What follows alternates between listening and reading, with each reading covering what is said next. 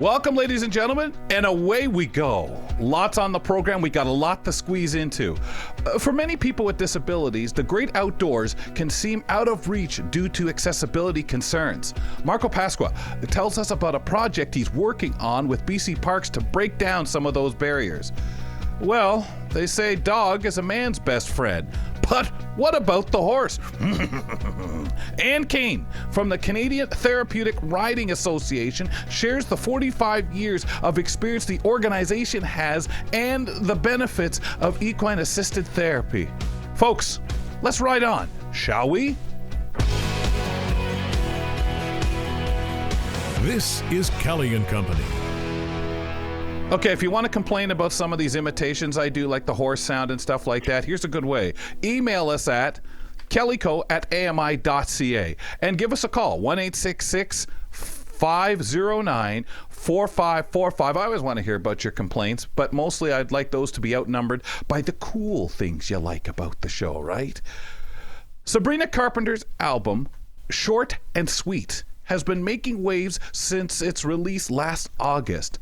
Now, she's won 2 Grammys for this project, Best Pop Solo Performance and Best Pop Vocal Album, which is a real major milestone for this record.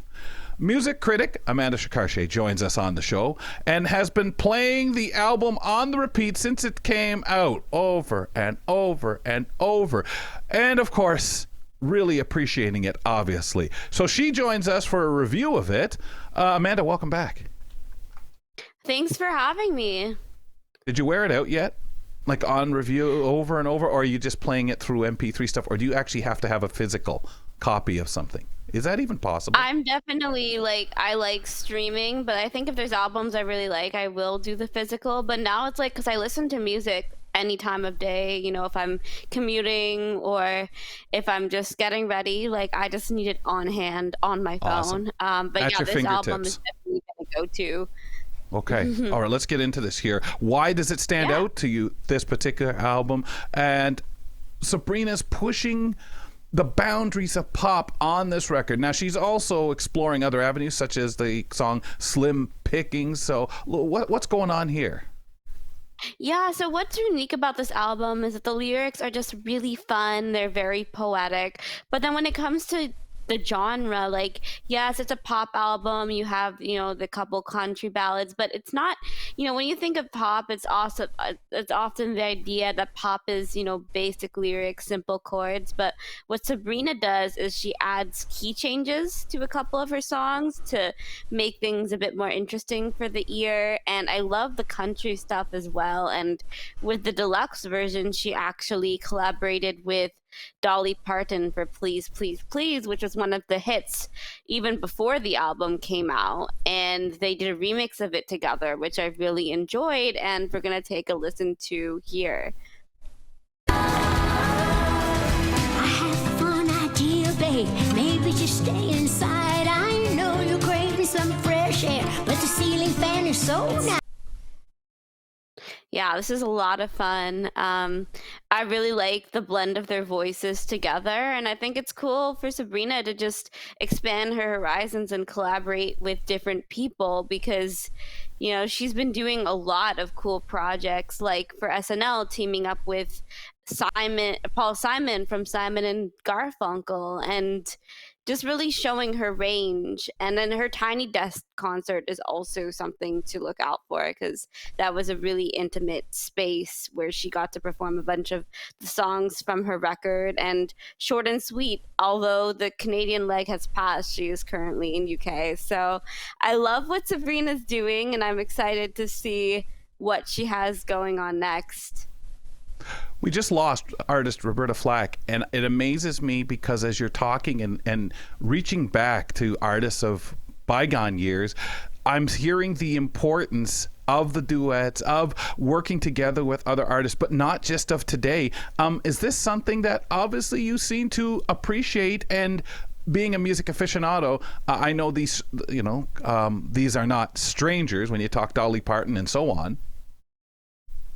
Yes, collaborations is something I really appreciate in the music industry, especially when we see people coming together. At award shows, we have a lot of those team up performances. If it was, Nicki Minaj and Ariana Grande and Jessie J back at the MTV Music Awards like years ago, or like you said, Sabrina and Paul, people from different generations of music teaming up. I think it's really important to show not just the work you do on your own, but being able to bring other people in. It really adds such an important dimension to the music and to your career, being like, oh, I teamed up with so and so. It really create such an amazing impact. Like Ed Sheeran did a whole collaboration album where each song was a collaboration with, if it was someone like Camila Cabello or Eminem. Like, I think it's so important to collaborate. Some people say, imitation, the highest form of art. I used to always think it really displayed something when you'd get, whether it be a rap artist or a musician, taking someone else's song and covering it or sampling it, whatever. And again, we've been in the courts over people doing it without the right permissions. But what I think that I've enjoyed the most and what I see reflected here is the knowledge of. We know a lot of artists would like to go and try to do different music as they get established. Suddenly they come out with an album and you say, whoa, I didn't even know they sang that kind of music or performed blues.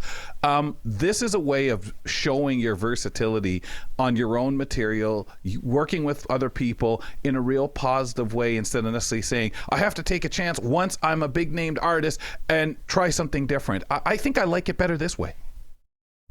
Yeah, I like it when it feels authentic, and you're really doing it because you want to and because you really believe in the collaboration. Fantastic, Amanda. Thanks for preparing that. Thanks for bringing that forward. Amanda's going to stick with us for the rest of the show. We've got other guests standing in the wings, so let's get to it. But first, we're looking for members of the disability community to join our AMI research panel. Our research panel guides AMI with every decision that we make, including programming, media consumption, and accessibility. Participants are compensated for all long-form studies that you may participate in.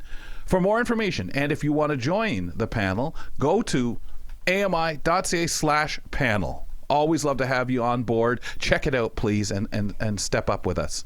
You can follow Kelly and Company on Instagram and Twitter at Kelly & Co. AMI. That's Kelly & Co. AMI on Instagram and Twitter. Marco Pasqua is back. We're going to talk a little bit about outdoor accessibility, a big thing for so many of us. Unfortunately, sometimes barriers are in the way to it. While many people with disabilities may shy away from exploring parks and nature itself due to the lack of accessibility, the infrastructure, of course, letting us down, Marco is part of an exciting project that's helping ensure that more people out there can enjoy these spaces. Marco, welcome back to the show. Thanks, Kelly. Good morning. Good morning, Amanda. Morning. So let's start, my friend, with many people don't realize the challenges that individuals with disabilities face when it comes to accessing outdoor spaces. Now, how can we kind of get a little more information out there and make more people aware of this? How can that more information piece make a difference in this case?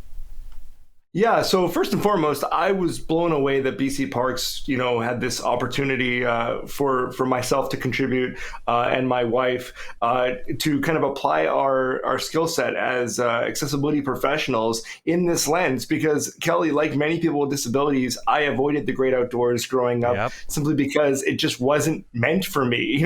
As a wheelchair user, there's so many obstacles that get in the way. You never know if you're going to go to a campground and there isn't going to be an accessible pathway. If there's going to be facilities like using washrooms, and my goodness, who on the best days wants to use a pit toilet in most of these environments, right? So, when they approached us and said, listen, we're doing internal staff training and we want to have videos that are going to go out to actually train staff on what to look for some of our key assets that are looking out for main features at our parks, we said, sign me up. And we were the successful proponent to be selected for this. So we're looking at everything everything from, are there rest areas, park benches? Are they connected to access routes? What type of accessible features exist throughout our parks? And, if they're in disarray or in, not the greatest of shape, they're utilizing an app of their own to flag those items so they can be improved to increase the accessibility and inclusion of the great outdoors for everybody. And I was just blown away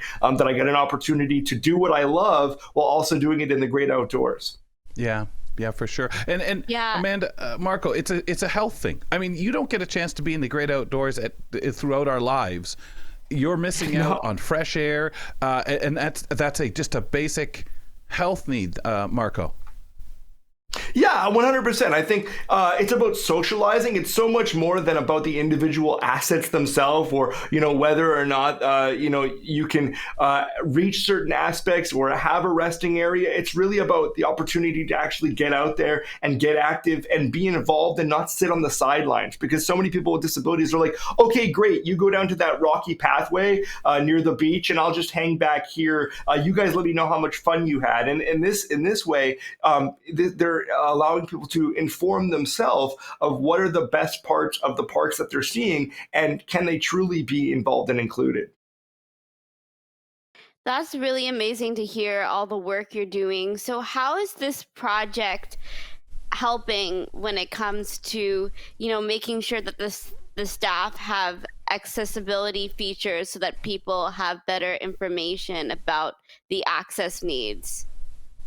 Yeah, so without going into too much detail with regards to the back-end intellectual property of the project itself, they utilize an app where I'm technically the talking head doing tutorial videos on best practices of what to look for, so that people who operate the parks, park managers and staff, can go into an environment and go, hey, wait a minute, somebody actually flagged that this pathway wasn't exactly clear, or that there was objects in the way. Oh, what did Marco say again about the best practices to look for when you're looking at accessible park benches or picnic tables? Oh, what are the things I need to consider in terms of space and clear circulation around a pit toilet?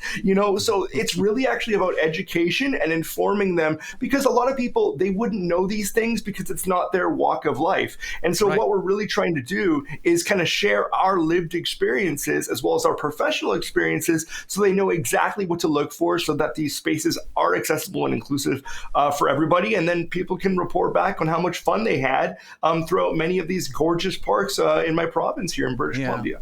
Well, and I know here in London, when I was part of the Accessibility Advisory Committee for City Hall, we had a few people. They were looking for volunteers that would go out and help assess some of the walking trails, some of the bike trail areas that were shared as walking areas, but mainly those nature areas that people could go sit, enjoy, and kind of grade them on accessibility, flag things that, hey, you know what, this would be 80% accessible if you had them remove that tree branch or bury it under or do something, not tree branch, root or something like that we know Marco interrupts or gets in the way. Or if you widened this pathway, or if you paved this area. These were important things to look at, whether they did them or not.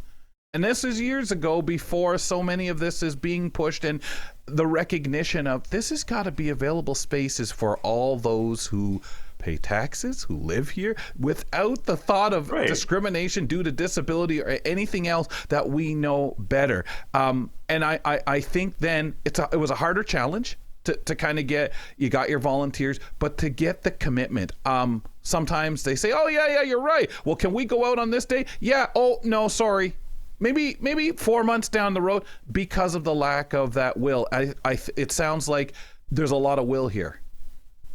Oh, 100%. And not only that, they're very well informed. The individuals who hired us for the project, they want this information out there. They're not trying to hide the information. Both of you will appreciate this. We're looking for things also are these bridgeways cane detectable? Are these pathways cane detectable? So I was impressed that they were not just considering, information for individuals with mobility devices. They were considering information for all individuals to be better informed. And although a lot of the videos that I'm recording with some former AMI staff, I might add, is going to be for internal staff use only. You know what this does, Kelly and Amanda? This actually does a trickle and a ripple effect where hopefully this means that on landing pages for BC Parks, they'll start to include, bullet pointed lists of the access features that are available at certain park sites so that you're putting the information back into the hands of the people and they can better inform themselves on whether or not that's a park that they'd like to explore, right? Yeah, I think that's really important, especially I know for me, I personally love the outdoors. To be able to have a gate, kind of a roadmap, that can be implemented, maybe not even just in BC, but maybe more spread around Canada, I think is really important. And I just love how you're getting so many people in the community involved to get this project going. Yeah, it's been an absolute pleasure. And as I say, I was able to do this with some of the staff members, Amit and Sergio, who actually were part of my filming crew and team when we did Postcards from the Okanagan back in 2019 with Grant Hardy. And so the fact that I was able to recruit some familiar faces to help us, fulfill the needs of this project, it's actually been a dream come true. It was like a throwback for me. And it's hard, right? Because getting that help, getting the volunteers like Amit and Sergio, it's really difficult, but they have the skill to help. They know what to look for, to demonstrate. So when people in the office look and say, hey, wow, I never recognized that. These are those experienced eyes. And it's so hard on any case, whether you're at City Hall, like I was mentioning, to find those people who have the time. And honestly, look, both of those guys love the outdoors, and that is something they could do more of. They love their fitness. They love being able to get out and say, hey, man, this is beautiful. The fresh air is wonderful. These waterfalls are amazing. Uh-oh, they've got that eye that, yeah, but how would Marco get his chair up here? 100%. One of the things that I found was that without prompting at all, Amit and Sergio were both able to kind of recognize the things that most people wouldn't even see as access barriers. But because of their years of experience of shooting B-roll and doing various segments over the years for AMI, they've just started to develop a keen eye for those access features that your average person wouldn't know to look for, right? And I always say about accessibility, Kelly, it's like the Matrix. Once you see it, you can't unsee it. You know what I mean? So right. you start to really know what to go into a space and go, hey, wait a minute, does this have enough clearance or space? Hey, wait a minute, would this actually be a tripping hazard for those who have low vision or who might be blind? And so really that's what it's all about. It's actually about just putting the information back into the hands of all people so they can better inform themselves, so they can have a little bit of fun with video recording projects like this, and ultimately just improve those spaces so that I can go out there with my family. I want to be able to go camping with my daughter independently and not feel like I have to have an entire team with me just so that we can go and make some s'mores. You know what I mean? And so if I know that there's an accessible fire pit, then I'm right there, guys. I'm right there. I'm excited about it. Well, I'm curious what your wife's role. What does she feel about it? Because of you guys obviously having the experience to be out, to go out, and when you look at all levels of supports, the experience of the individual, the different disabilities that have to be recognized. You've got the guys with the eye of saying, hey, that's not really accessible over there because for a person with or a person with. What has she felt about, and what input? Well, first and foremost, what you should know is that my wife is a designated Rick Hansen certified professional as well. And she actually used to work for Parks and Recreation at the City of Surrey as their universal design specialist. So this is like a merger and of her dreams coming together. As a little girl, her mom would be forced to stop at every single park in Montreal, because my wife grew up in Pointe Claire, that they could possibly find. And so when she heard, we have an opportunity to do accessibility for parks, sign me up. So this is really cool. And also, some people might not know this, but my wife has an invisible disability. It's called central auditory processing disorder. And so it presents itself, it's like dyslexia for her ears and how it interprets sound. So many people aren't going to go in environments like this and think, oh, well, how could sound play a factor? But, you know, if she's in an environment where there's a lot of busy noise and sound, her brain doesn't know how to prioritize what sound is coming at you. So when we were planning out the logistics of this, it was incredible for my wife to apply her own lived experience experience of going like, Yeah. now, wait a minute, how can we look at this from a lens of how other sounds or distractions could also be impacting people in certain areas of these parks? So it was kind of a dream team, if I'm being honest, putting us all together.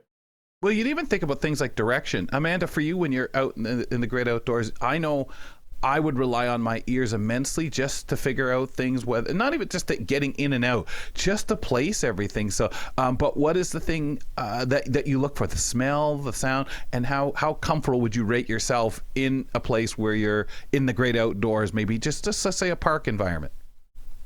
Yeah, I definitely like what I hear, but also for me, I'm very big on tactile landmarks. So, if it's like a rock in the middle of the park and I use that rock as a landmark to know where I have to go, and also the smells, and as you said, like the acoustics. And I think when it comes to open spaces, I'm definitely someone who gets a bit nervous at first because I'm like, oh, it can be easy to get lost. But I think, with the work that Marco's doing and making it seem less daunting, that's what I really appreciate, that it's, a space, for everyone in a way that makes, everyone feel comfortable and included in these spaces.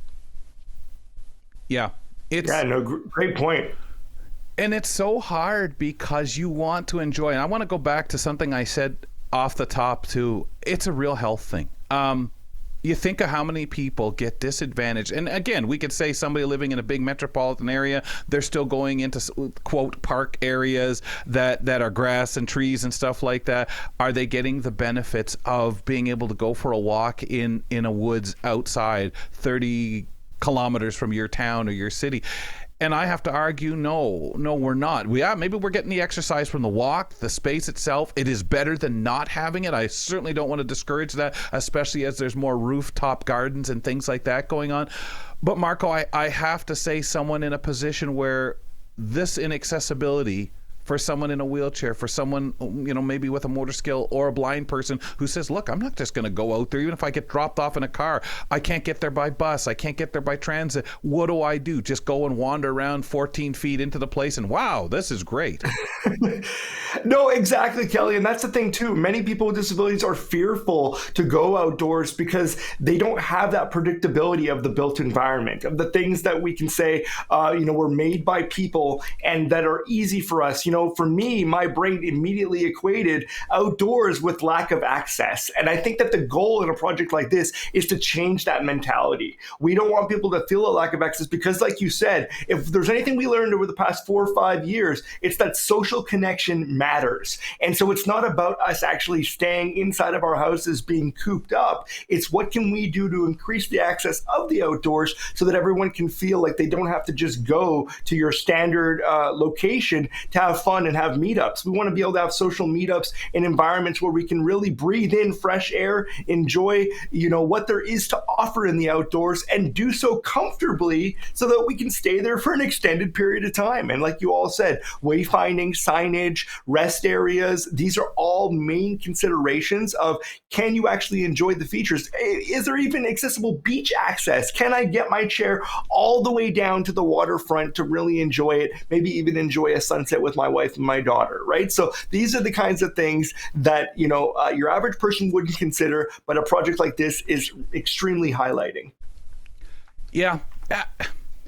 And it makes you just sort of understand, Amanda, how many things we settle for in our society that we say, hey, I'm just happy to be able to do that, or I'm lucky, or, and yet there's so much that if little adjustments were made, we could enjoy even that much more. And I understand not everybody's interested in doing everything. You take them to a national forest, they're gonna, okay, this is nice, or this isn't, or gosh, these mosquitoes are driving me crazy.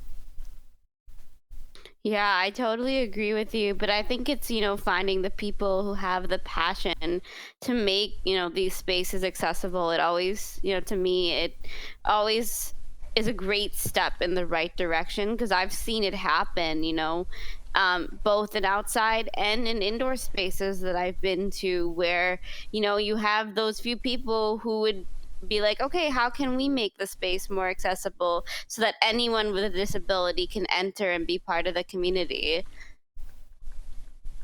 Yeah, it really is something. It really is. Okay, guys, we're having trouble getting our last guest on. So I did want to, since we were talking nature, I thought I would bring something to the table here for us to have a quick little conversation about. Now, this is about a fashion statement for birds.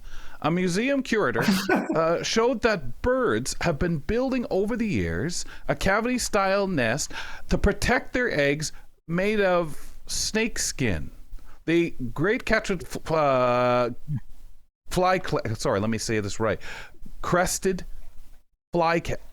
flycatchers, that is right, okay. The crested flycatchers have for years, as we know, have been using snakeskins. Now, a writer back in the 1889 wrote that he was kind of puzzled by a macabre thing he was observing, a nest made of snakeskin. Are birds superstitious, he was wondering?